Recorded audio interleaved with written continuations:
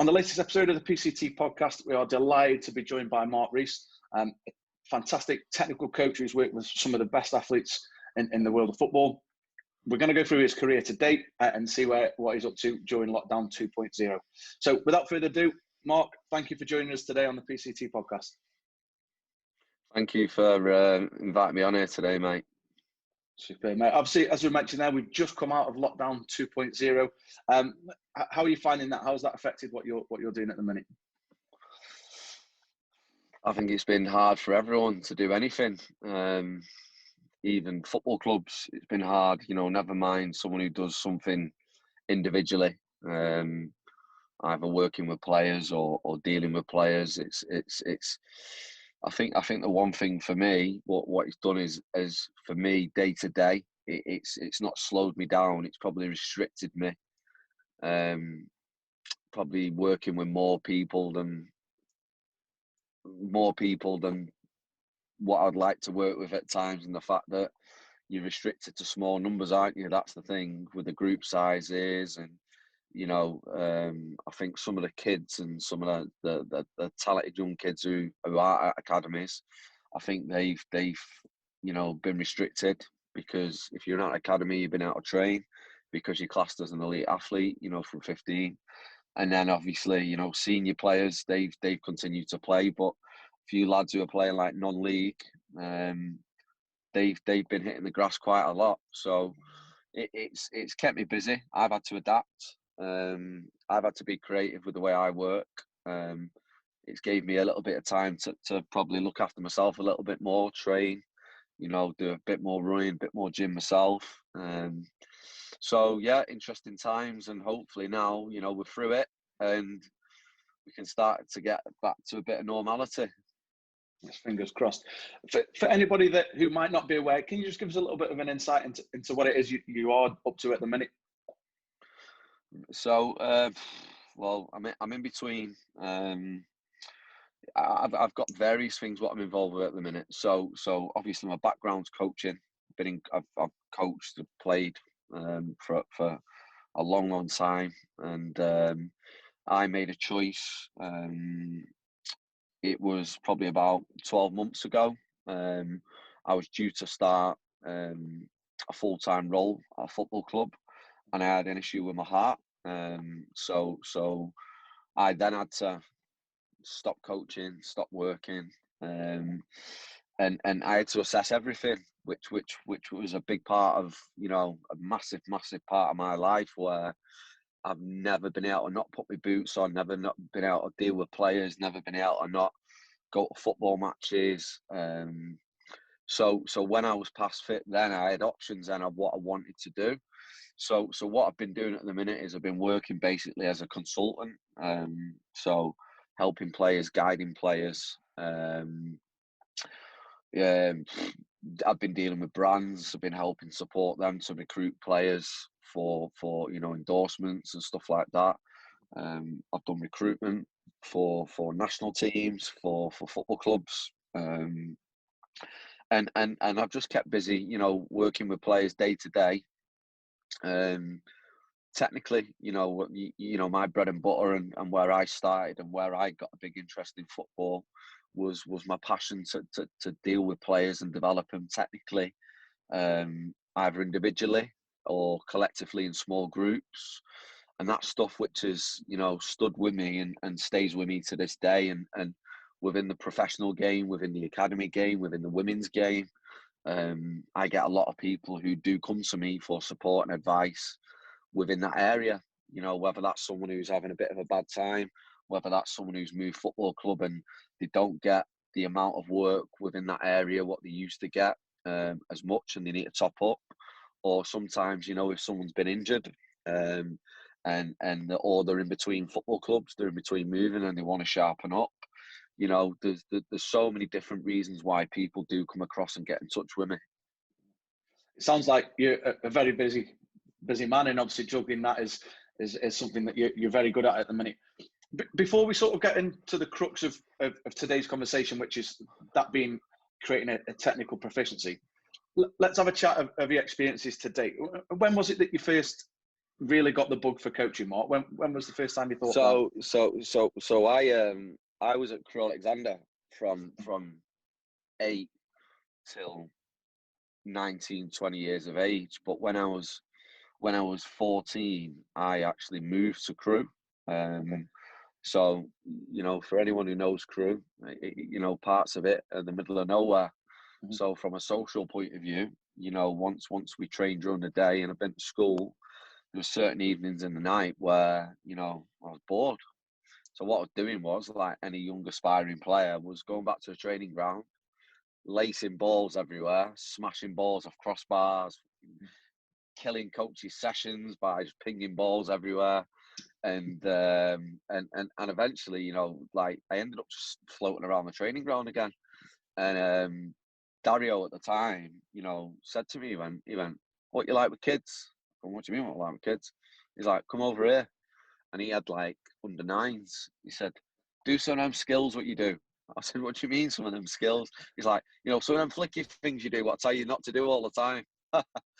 so it was like, all right, okay. So next thing, I've got a group of like 15 kids who, by the end of the hour, they're all clinging off my back going, "Oh, can we do more of that? Can we do more of that?" And then that really then was like the ignition of my coaching career, and the fact that because I was injured early,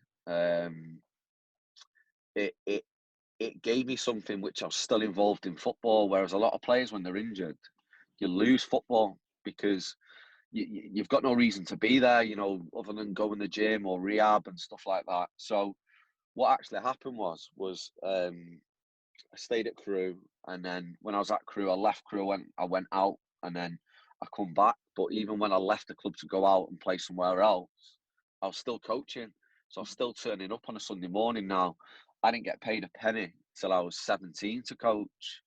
And when I was 17, I was earning more from my coaching than I was from a job playing, because of, your scholarship, or youth YTS at the time, what they used to call it. And it wasn't the money, but one thing was, I really, really enjoyed it. And I really, really enjoyed, being on the side of the pitch and being able to communicate with the kids and inspiring the kids. And as the years went on, I went to work with people like Steve Holland for years and years and years and years, and Steve's done unbelievably well. But when I was there, that was like, it was the old school way, mate, which, like, if you were putting a session on, and I see a lot of stuff going on, and grassroots is unbelievable, and everyone knows a lot about football, but we all can improve. But when I look back now, which is 16, 17 years ago, is like, and look at that individual, and that individual was a confident, quite self-assured young lad. I was putting a session on, and Dario Gradi's going, "Get off the pitch now." Someone might think, well, that's quite abrupt. Or next time I put a session, he goes, no, do it like this. But them days, because of them blunt conversations, because of them, them huge drops of advice, that shaped me as a person, as in gave me a little bit of resilience,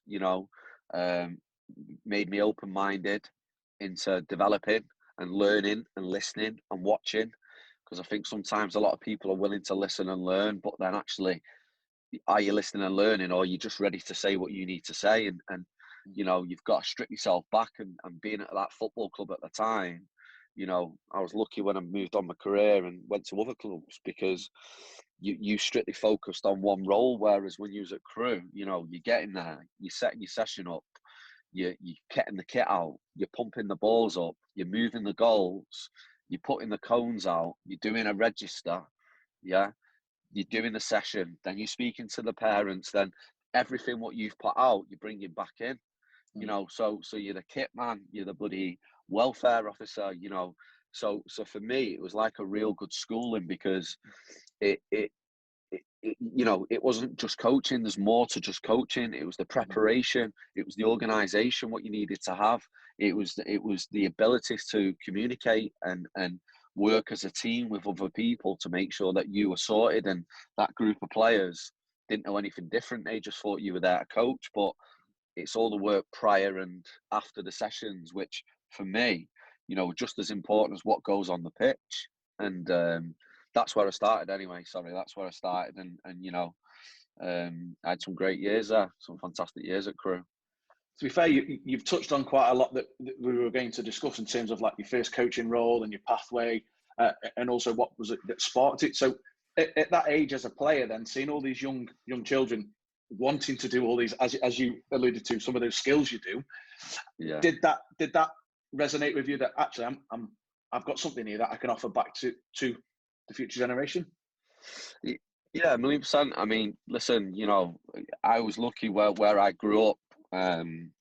Where I grew up as a lad in the area I grew up, there was like a group of 6 or 7 lads who went to different schools, but we were all the same year group. You know, 3, 4 of them were playing the Premier League. You know, some of them played and dropped out, but we were competitive.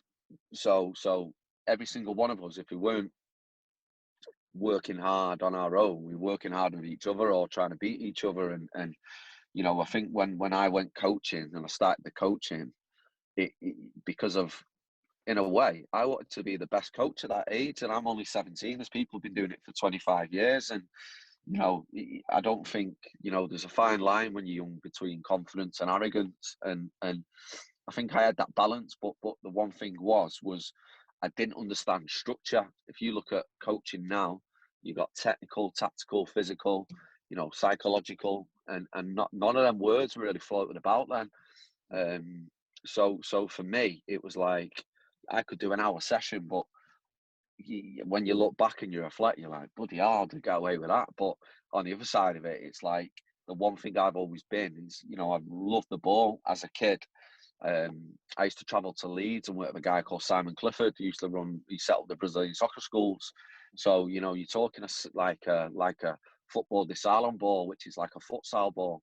And we used to get thousands of touches on that stuff. Now, from that work, is the type of work which still to this very day now, you know, I've got first team footballers, Premier League players, you know, Ballon d'Or. You know, I had a Ballon d'Or player when I was at City, you know, World Cup winners working just individually with the ball.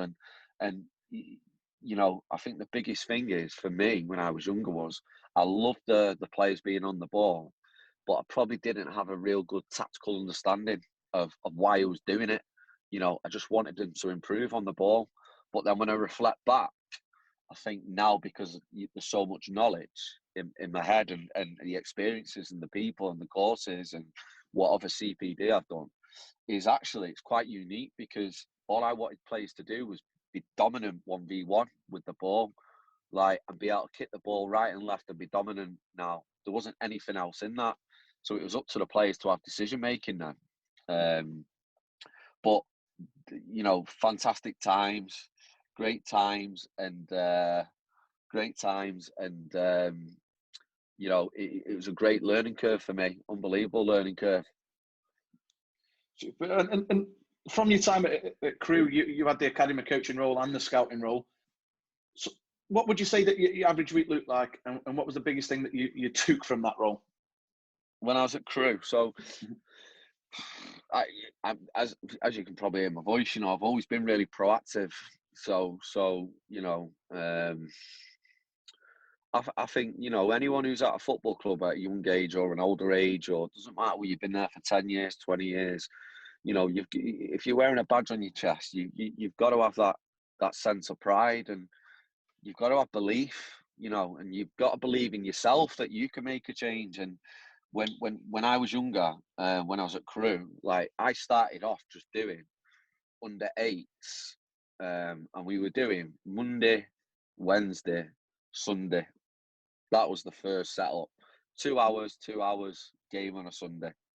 And then, because of, I'd like to think, my ability and other people like Neil Critchley and James Collins, who's now at Wolves.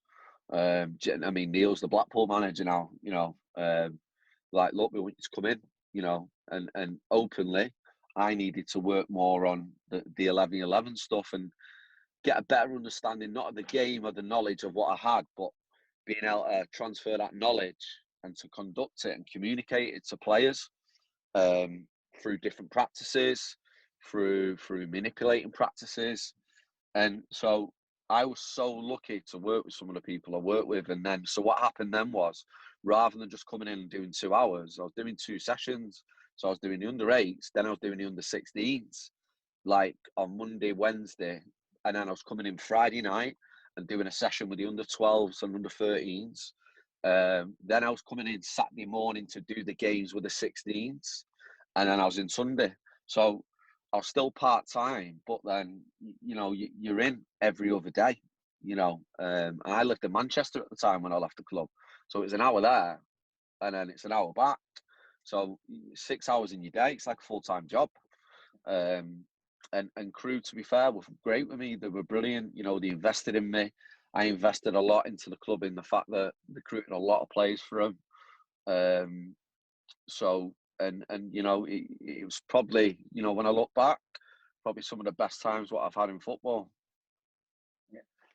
What's interesting there, it's saying that you've gone from that part-time role of 2 hours a game, and then all of a sudden you're being thrust from the under 8s to the under 16 straight after. What was there any differences that you saw from coaching an under 8 to an under 16? I think the biggest thing is, like, you know, certain people, you know, now you've got this, you know, the structure in everything in football. You've got the EPPP, you know, the EPPP wasn't in then. So, you know, football clubs were free to develop players however they like without interference and without, you know, obviously I think it's great that every club is governed and screened and stuff like that. But then also I think, you know, it's like running a business. You should be able to run that business how you like. And at the time, you know, for me, you know, I've always, outside of Crew, I set like a little coaching business up as well, where I was dealing with sixth formers. I was going into school playgrounds. I was going into some of the nicest places, and I was going to the most deprived places. So I think the biggest thing for me wasn't my knowledge, which got stretched. It was learning to communicate differently. It was learning to you know, the way which you conduct yourself and how you hold the group, your manners, you know, your mannerisms. If you're with a 16-year-old boy, no disrespect, you're playing Man United or Chelsea or Arsenal at the weekend, 11v11, but then you've got the under 8s who you want to invite into the club and you want them to feel comfortable and the families to be comfortable. Well, you've got to wear 2 different hats, as in your approach, but you still, if you've got that knowledge, you need to be able to transfer it. And you know, I think for me, with the type of person I am, because I enjoy being around people and talking to people,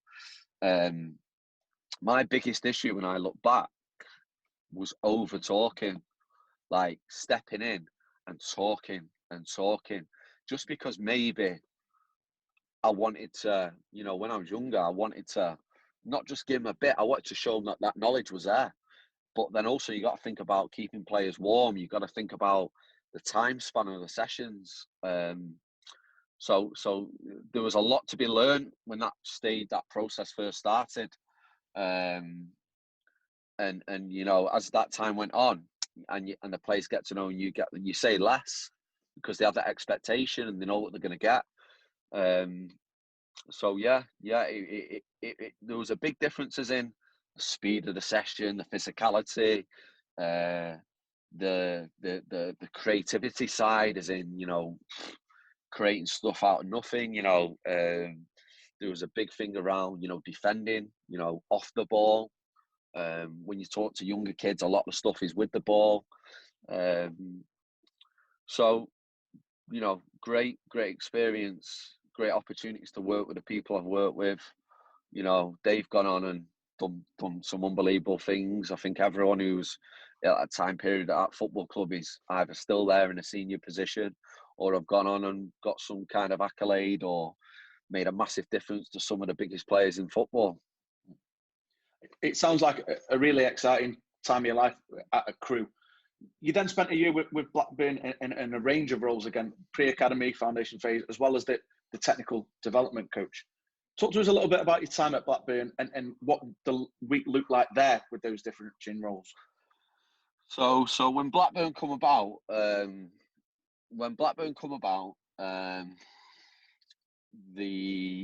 I went in specifically to work with the under 18, the youth team, to work with them technically and to develop and recruit players of a high level from under 8s to under 11s. It was like the foundation phase as such now.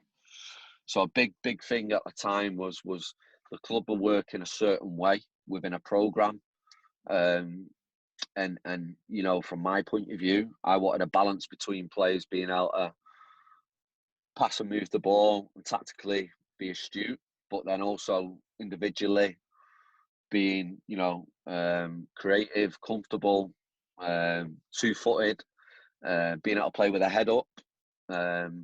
So that took a bit of time. So when I first originally went in, all I was doing was in the mornings I was with the 18s, and then in the evening, during the day, I was just planning my stuff and getting the group sorted for the evening stuff, which was under 8s, under 9s, under 10s, under 11s.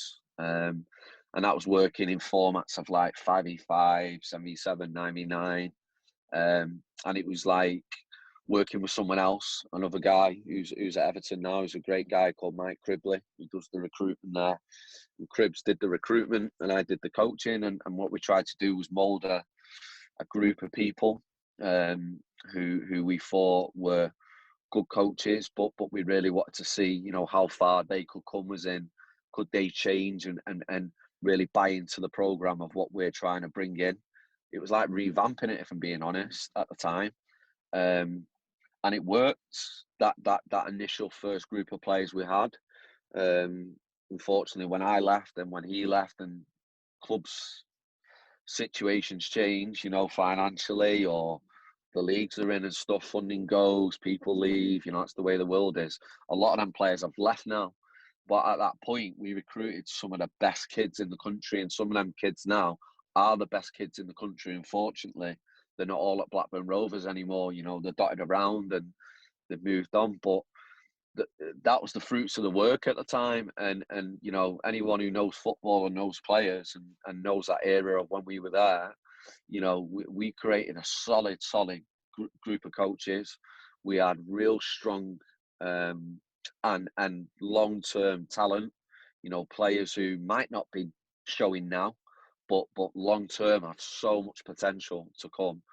And you know, that was some great times there, some unbelievable times at Blackburn. And then as that went on, then the EPPP came in, and that's when it became structured. And I ended up then heading up the foundation phase. That was like my final role. I ended up heading the foundation phase there. It must have been, as a local lad from Manchester, then a really proud moment that when you got the opportunity to work for Manchester City. How did that role come about? So I'm actually a United fan. So okay. I grew up watching Man United. My old man is the staunchest United fan you've ever seen in your life. Like, you say anything about United, he's having you. Do you know what I mean? Yeah. And so basically, you know, someone approached me, said, look, you know, there's a technical coach role at the football club. You're great for it. The thing as well, what was happening was, outside of Blackburn, I was also working privately. So I had 26 players coming to me privately. Right. And you know, I think one of the big things was there were 20 of Man City's best players and players who've shown a lot of talent and a lot of potential. So if they're happy and they're saying what's good is good, and other people know what's good is good, then, you know, they became quite persistent then, and that's when I decided to move over. And then when I moved across, obviously, funny story this actually. So when I moved across, obviously I couldn't tell anyone anything until it happened. So walked in, you know, agreed, whatever. So walk out, got the kit. First place to go to is my old man's. Knock on the door like that. All right, Dad. What have you got on there? What do you mean? I said, I'm dying for a loo, let me in. He went, you're going nowhere with that kit on. And I'm not lying, it was like winter time now. Maybe strip off at the doorstep, yeah. There's neighbours outside. You're not bloody coming in. It took about 2 months before he'd let me in with the gear on. Oh, no way. No way. So during your role there, then, as well as that, obviously, that thought in the back of your mind as a United fan, but you spent it as a technical coach within the academy and later the women's setup as well. What would you say that your role as a technical coach included, and what was your day-to-day workload in terms of that? So it was a unique role. So basically, what happened was Patrick Vieira come in to take the under-21s. So if I'm being honest with you, even though I was meant to come in and be the technical coach, I actually come in with the under-18s. So the under-18s at the time was the likes of Marco Lopez, Denis Suarez, Olivia Encham, who's at Celtic now, Emma Hughes, who else? Jack Byrne, who's at Shamrock Rovers. We had a good group. So it was great because even though it wasn't the role what I was meant to be going in for, it was just like you're just up and running. Do you know what I mean? It was me and Jason Wilcox, who's the academy manager now, running that team, and we did all right. We did okay, but it was like you're coming in, and it was a team which someone else already recruited, and so you've got to deal with what you got till the end of the season. Then I left them working with the 18s as a coach and became them working the technical coach. I started to work with players individually, collectively, in small groups. And at that time, Man City were invested in the St. Bede's project, which obviously now starts at year 7. So they get told at year 6 whether they're going to get a scholarship. We started at year 9. So they came in, from the back end of year 8 to year 9. So, one thing we had was some super, super, super talent in the building. And one thing which I was really wary of was we had all these young talented players who were like under 14s, 15s, 16s coming in, and under 18s.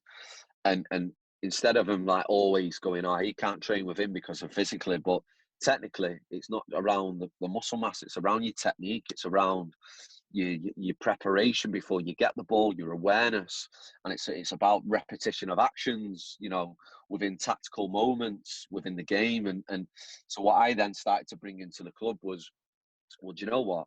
How inspiring is it for Phil Foden to go and train with I can't remember who's in the under-18s at the time, or the under-16s at the time, centre midfield, like Sadou Diallo or Will Patchin or D'Amico Dolhaney, who's at Huddersfield now, Rafael Camacho, who's at Lisbon now, who played for Liverpool. That group, there's some super talent in there. And what I'm saying is, even though some of them were this like down here, playing with someone down here, these kids were like just pushing the older ones, and the older ones were being pushed because they didn't want to get embarrassed. You know what I mean? And yeah. I remember having a group once. This is no word of a lie. I remember having a group, and the group was Phil Foden, Brahim Diaz, who played for AC Milan last night, Felix Lemaitre, who's made his first team debut, Rafael Camacho. Who else was in there? I'm trying to think who else who's still playing at the minute. Who else is still in? Ika Pozo was there as well. They weren't the biggest group in the world, but do you know what? The bloody ball moved like a hockey puck across the ice, mate. It was like bum, bum, bum, bum, bum. And when I reflect and I still look at the footage now, I'm like going, wow, like I remember these players being like this, and that was like a big part of my job was that. And then also, sometimes, it might be there's players who aren't as confident as others at the minute. And if they're in the programme, we've got to give every player the right chance and giving them time. So it wasn't just giving time to the players who we thought long-term within the elite of the elite, getting the time with me. It was also going, there might be someone else in here who just needs a little bit more. And we just need to make sure that we're not writing anyone off. Do you know what I mean? Because the difference between a 13-year-old and a 17-year-old is massive, but everyone can come late in different ways, technically, physically, psychologically, tactically. Do you know what I mean? And so I did that. And at that time as well, the women's team was just launched. So then we started to get them in. I mean, you're talking first professional contracts for Steph Horton, Lucy Bronze, Jill Scott, Tony Duggan, Izzy Christiansen, Nikita Paris. They had none of that. So we was then also as well thinking out the box for them, like incorporating them to like the under 15, 16 sessions, you know. So then as time went on, then the remit, the staffing at the football club changed. New people come in, new people at the top changed. The overall program changed, became very much similar to the Barcelona-esque, but different with the Man City turn on it. Because some of the work what was being done was unbelievable, by the way, prior to that.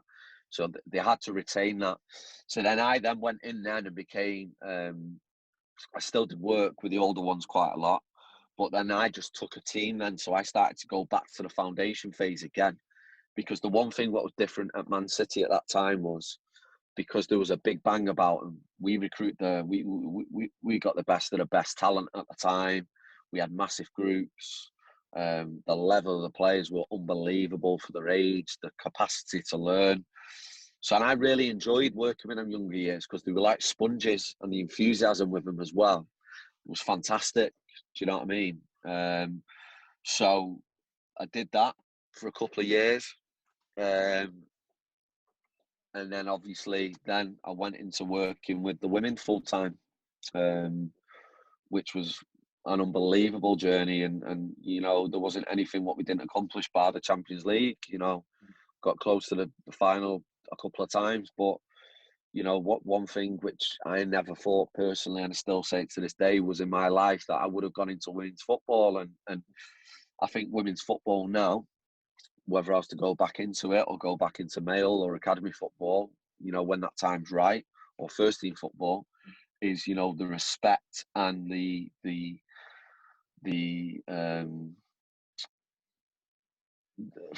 drive of some of them players is unbelievable. They would show some male and young boys, and you know what developing and hard work and dedication and it's about, you know. And you know, I was lucky to work with some of the best in the world, you know, to see some of the best in the world, you know, to hear the stories of how these players have got to where they are. You know, they've had it 10 times harder than what some of the, you know, the male and the academy boys had, because everything was given to them. You know, they were attracted to come. So yeah, unbelievable experience. And I mean, just before I was at City, I should have said this before you said, I actually went to Israel. So when I finished at Blackburn, I did 3 months at Maccabi Tel Aviv in Israel. And that was another learning curve, you know, and all these different places and the clubs and the places I've been, you know, they add up, and you're in a certain mindset at that point.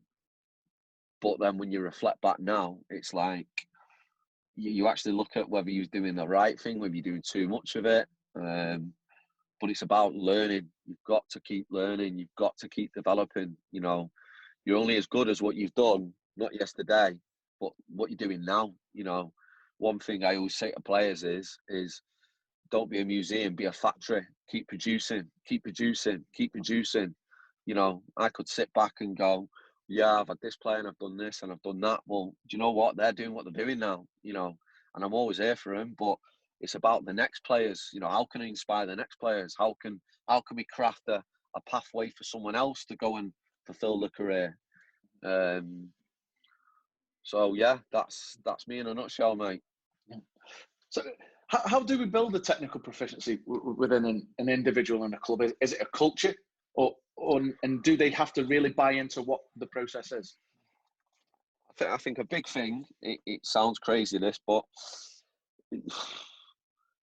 I see, you know, social media, I see a million coaches working on there, and everyone does a great job developing players, and there isn't one way of doing anything. It's a way, not the way, you know.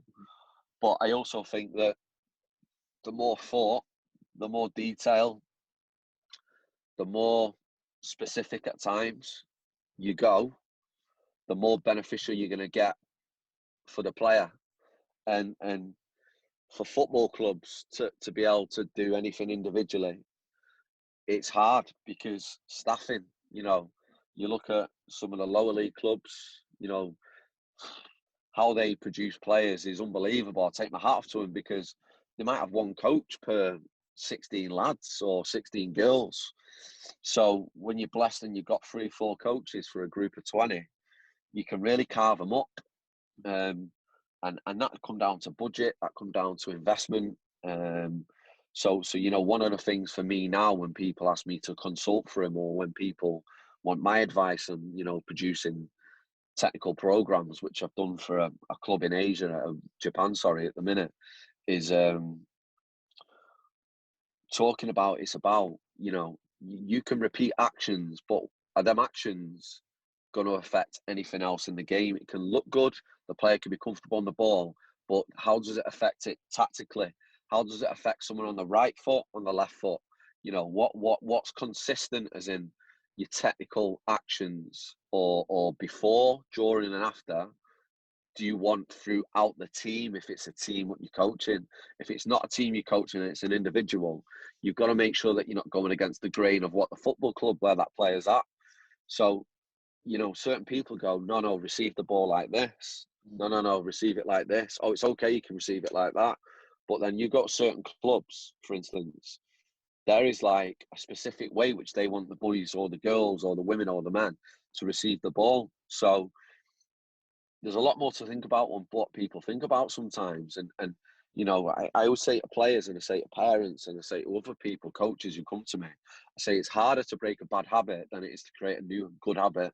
But it's either way, it doesn't come overnight. It takes time. So I think it's really important that, you know, you plan, you prepare, you deliver, you assess, and then you evaluate, you know, and then you do it again. It's like a circle, it just keeps going. Mark, you've worked with some of the most gifted players of our generation. How much pressure does that put on you as a coach and as a person to continually develop, motivate, and inspire the next generation of players? I don't think it puts pressure on you. I think what it does is it's like, one thing it gives you the ability to do is recognise similarities in other players to players what you've had previously. This lad is so much like this. This girl is so much like her. At this point, she had to do this, and this, and this, and it worked overnight, or you had to keep doing it for 12 months before you got an impact.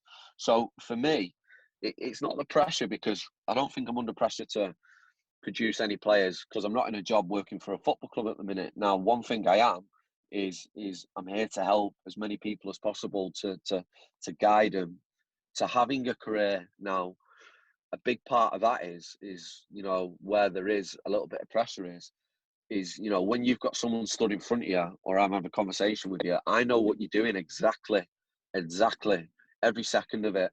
But it's when someone's not with you, is having that discipline to maintain, to change the habits, to go out and practice the right things, to physically be doing the right amount, to be getting the right amount of rest. You know, it's the things off the pitch which make the difference for me.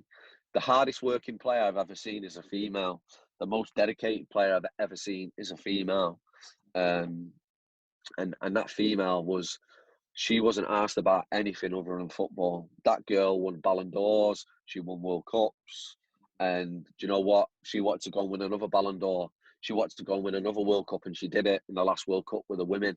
You know, and it's that constant drive. You know, it's that constant drive which, if I see someone like that, I latch onto that, and I'm sure they latch onto me, because that's the way I am as a person. You know, and it's the key thing is, no matter what you've done, like I said to you before, to keep producing, you've got to keep producing, you've got to keep changing, because it's like anything, people adapt. If you keep adapting, everyone's always chasing you. As soon as you stand still, they're overlapping you, aren't they? Yeah. Mark, before we start to sort of wrap up, as well as all the above that we spoke about, in 2018, you founded the Strong Hearts Foundation, which raises awareness of mental health and awareness of cardiac arrest.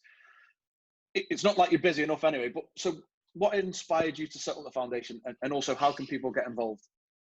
So the Strong Hearts was so I had a cardiac arrest, and it wasn't severe, but it was a cardiac arrest. It was a massive part of my life, which you know put me through a lot. If I'm being honest, you know, I'm not gonna lie. You know, mentally, it hit me very hard. It took me away from wanting to do a lot of things. It took me away from this driven person who I am. It changed me, mate, and it was just because I was away from football. If I'm being honest, you know, that was probably one of the primary reasons. And you know, I actually set it up in a hospital bed, and Right. so you know, I was climbing the walls after the second day of being in there, being told by nurses, sit down, sit down, sit down. And I wanted to get out and get busy, and basically, originally I just set a charity game up, which was a fundraiser, which we got a lot of ex-professionals, celebrities to come in Wythenshawe amateurs at the time, and we raised some unbelievable money. When half that money went to the British Heart Foundation, half the money went to mine. So then we had a massive following, a huge following of people. People wanted to buy T-shirts. People wanted me to go and talk about all different types of stuff. But there was a fine line between me becoming that fundraiser all the time, but then wanting to move forward with my own life. And then, so we did one more game. I thought, right, come on, then we'll do one more game, raise money again. And then because of, you know, the amount of young players I've seen over the years come into the game, fall out of the game, have things outside of football, which stopped them playing football, hindered the football. You know, that could have been illness. You know, it could have been separation with them or the family. Could have been something to do with the children. Could have been something to do with a brother or a sister. You know, just genuine not feeling themselves. So then we started some sessions on a Friday morning, and it was crazy, mate. It was crazy because it was just an idea. Within the first day, we had 30 players. We had players who played in the Prem, players who played in the Championship, people who I'm looking up to, you know, going, you know, I used to watching play as a kid, coming down, wanting to get involved. And it, do you know what it was? Yeah, we coached and we did a bit of work, and we was looking to bring some top people in to come and talk and inspire and motivate. And then what actually started happening was these lads started to turn up week in, week out, week in, week out, week in, week out. So a 2-hour session was turned into a 3-hour session. Next thing, lads are going on trial at clubs, getting signed. Lads are going back into the league, getting contracts. Lads are getting back playing non-league football, getting signed, getting a couple of quid a week. And you know, we got nothing from that. You know, no one gave us a penny for that. You know, everything what was set up through myself, just committing that time every week, committing that time to the lads. And I was still going up and down myself where I was at, just building myself back. But it sounds crazy, but they really inspired me to get back doing what I do. And the inspiration I was giving them, they would give it, you know, it's just bouncing back. So I thought, this is something in my life I want to keep doing. So cut a long story short, then just brands started to attach to us. You know, charities started to attach to us. Other fundraising people wanted me to go and talk. You know, I went to football clubs. You know, told them about my situation, told them about other people's situation. We had a lot of people reach out to us. A lot of people in the game. A lot of people. It started just like locally, then it was like regionally, then it went nationally, like people from the top end of the country, from like Scotland down to London. Do you know what I mean? And it was just to say, listen, you know, everyone suffers with something at the life, and at some point you will suffer. Now, some of you might have suffered 10 things already. Some of you might have had nothing. You know, you've got no bumps in the road yet, but it was around, you know, a big thing of, look, you just got to keep going. You got to keep working. They were lucky to work with me and some other fantastic people in football who have been in the game and done a lot in the game and give their advice and time up. And you know, we've got a pool of males and females now who, you know, some of them, they don't want to go back playing football, but they've gone back into football coaching. They've gone back into football doing recruitment. They've gone back into football, or teaching. It's inspired them. It's just if I'm being honest, it give a few of them a kick up the arse to just go, I need to get my life back. And it takes certain people to inspire, motivate, and ignite that. And it wasn't just me. It was the lads who were there trying to find that motivation. We're inspiring each other as well. And it's brilliant. It's brilliant what we've built. It's been hard during the COVID stuff to try and keep them lads going and keep them, working. But it's something which, if people want to get in touch, they can get in touch with me through Instagram. And, we'll try and guide you as much as we possibly can. But it's something what we do for free. It's something what we don't take any funds for. We don't ask for any fundraising for it. If we do any fundraising, that goes direct to the charities. And, it's just, listen, in this day and age, I think everyone every now and again might need a bit of help. And, that's what we tried to do through football, is support people in that way. Well, really, really inspirational stuff coming there. And I am conscious of the time that I've taken off you this morning. So before we finish with our quick-fire question round, what advice, if any, would you give to any coaches listening to this podcast? Think about where you want to go. Think about why you're coaching. What's your reason for coaching? Why are you coaching? Is it to just do what you're doing, or is it to progress into something which is a little bit more serious for yourself, as in, earning part-time money, full-time money? Where do you want to coach? What level do you want to coach? Do you want to run a business? Do you want to just be a part-time coach? Do you want to be the best coach you can be? Do you want to be the best coach you can be? You're not going to get the money of if you run a business. So you've got to invest your time to develop yourself. My biggest thing, what I say to a lot of young coaches is, knowledge is power. The more knowledge you've got when the time's right, the more you can demand if you're ever in a position where people want you to go somewhere. And pounds and pence, we all need it to live. But, for 3 years, I did coaching for free at Crew. But then 3 years, the people I was stood next to, the conversations, the knowledge, the way people I seen work shaped me for life. And the day when they said they want to pay me, I'm like, you sure? Because I didn't want to stop that opportunity of working with them people, but I obviously shown people that I was worthy of it.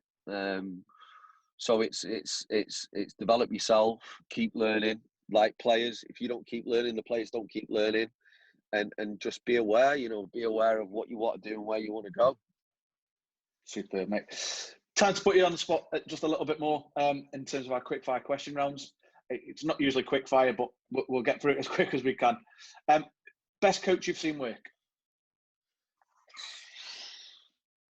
In what way? And one that's inspired you? Inspired me? Steve Holland, definitely. 1,000,000%.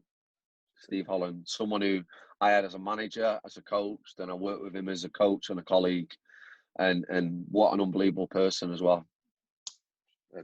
Best friend in football?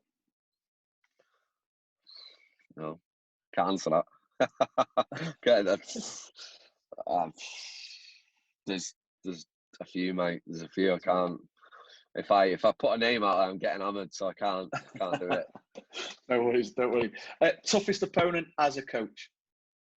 Toughest opponent as a coach? Do you know what? That's something really what I've never really. I always concentrate on my team, so I'd look at what they've got, but I'd never look at the coach. So I'd always look at the players. So can't really answer that, if I'm being honest. No worries. Best player you've coached, and I know you've worked with some fantastic talent, so it might be a bit unfair for you to label one. I think one of them who's up there at the minute has got to be Phil Foden. Just for not just his talent, but his background, where he comes from, his love of the game, what he's shown people. If you're willing to work hard, if you're willing to to be intelligent. You know, size doesn't matter. You know, it's how you solve problems. It's how hard you work both sides, being unpredictable, and his drive, and also he's a good person. He's you know, he's a good person regardless of what people think. He's a fantastic person, and his feet are well and truly on the floor. But he's a young lad. He needs guidance. You know, he's gone from being a nobody to somebody overnight, and he's going to be a superstar, 1,000,000%. Superb. What's been your best moment in football to date?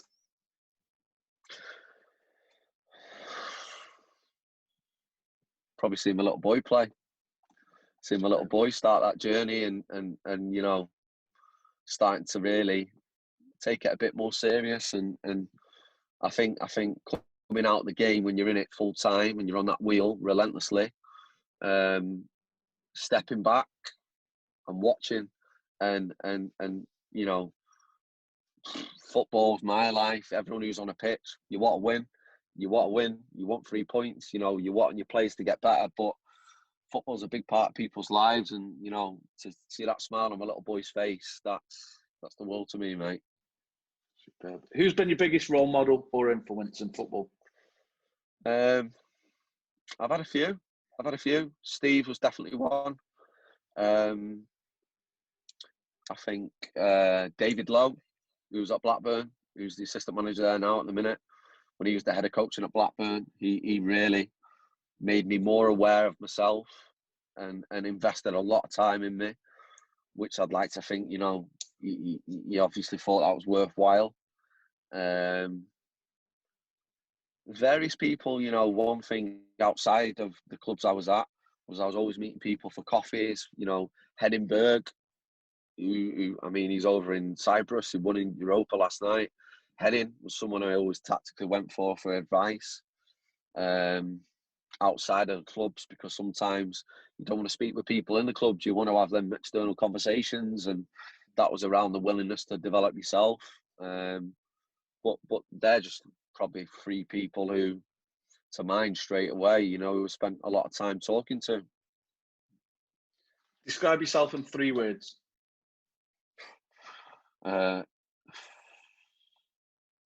Driven, obsessed at times, and daft at times, if I'm being honest. Worst sense of humour you've ever seen. Final one from us today is there anybody you would recommend or like to hear on the podcast? I think for the audience of people, if it's coaches, getting people on who's not just been in the game at the highest level, but people who've, you know, I think what I really enjoy is seeing people like, say, someone like Nick Cushion, who's at New York City, who I was at Man City with, who used to work in school playgrounds, used to go into schools, you know, but his love and his drive to develop himself, you know, whereas some people in football have never been in them situations, don't even know them situations, don't even know how you communicate to 30 kids who, when they're let out of a classroom, just have got that much energy, you don't know how to control them. So, you know, I think people like that, it brings you back down to normality, because there's more people doing that than there is being on the training grounds at professional clubs, working with 20 players 6 days a week. You know, a lot of people who are refining the skills are probably, or running businesses, they're working with hundreds of kids a week, you know, or hundreds of players a week. So it's having that variety, but having I think I think it's great for someone who's in the game or someone who's been in the game, but it's about the journey for me. I think I'm really interested in people's journeys and where they started. And like you said to me, the questions you've asked me, I think stuff like that's great. Superb. I mean, one of the reasons for the podcast is for anybody who is listening, who see your success in the game and, you know, the players you're working with and how well you're doing. If they want to get there, an understanding of how you've got there, and maybe they can relate to some of the experiences you've had. But Mark, look, I can't thank you enough for taking the time today. It's been superb. I've had goosebumps through listening for that, and you've certainly inspired me to go and be a better coach and a better person. I just want to say and wish you all the best moving forward in your career and with the players that you're working with, and enjoying your lad falling in love with this beautiful game that we all love. And look forward to seeing more of your coaching, and stay safe, mate. And again, thank you so much for taking the time today. Top man, mate. Top man. Cheers, Mark. Take care, See you buddy. later, mate. Speak Thank soon. you. See you in a bit. Cheers, mate. Bye-bye. Hello, we're Tile Central UK, local tile stockist here on Trentham Trade Park, Stanley Matthews Way. Our opening hours are 8 till 5 in the week and Saturdays till 12. Thank you for listening. We hope you enjoy the content that we're trying to bring to you. Don't forget, new episodes will be released every Monday. You can find us on the iTunes Store, Spotify, and if you want to see the video, you can see it on our YouTube channel, PCT Football Coaching.